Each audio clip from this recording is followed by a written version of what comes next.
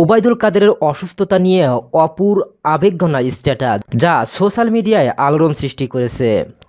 উন্নত চিকিৎসা সেবা দিতে আওয়ামী লীগ সাধারণ সম্পাদক ও সেতুমন্ত্রী ওবায়দুল কাদেরকে সিঙ্গাপুরে মাউন্ট এলিজাবেথ হাসপাতালে নিয়ে যাওয়া হয়।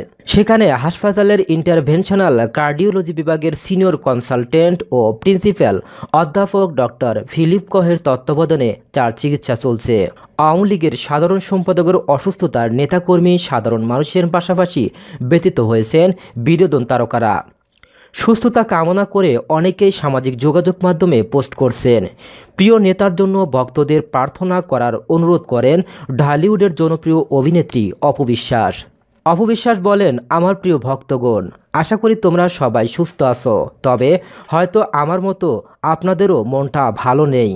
আর মন ভালো না থাকার কারণ বাংলাদেশের অন্যতম সফল জননেতা জনাব ওবায়দুল কাদের হৃদরোগে আক্রান্ত হয়ে হাসপাতালে নিবিড় পর্যবেক্ষণে আছেন।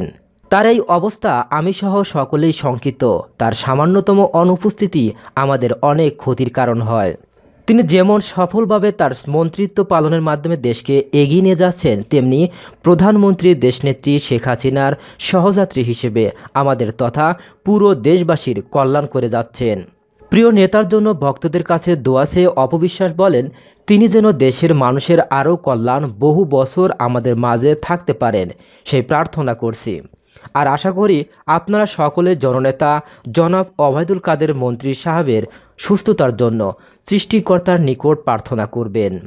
উল্লেখ্য, গত রোববার হৃদরোগে আক্রান্ত হয়ে বিএসএমএমইউ এর করোনারি কেয়ার ইউনিটে ভর্তি হন ওবায়দুল কাদের। সেখানে প্রাথমিক চিকিৎসা দেওয়ার পর এনজিওগ্রাম করে তার করোনারি ধমনীতে 3টি ব্লক পান চিকিৎসকরা। পরে তাকে উন্নত চিকিৎসার জন্য সিঙ্গাপুরে নেওয়া হয়। ওবায়দুল কাদের সার্বিক অবস্থা সম্পর্কে বলা হয়েছে, আগামী 2 দিন তার কিডনির ডায়ালাইসিস করা হবে।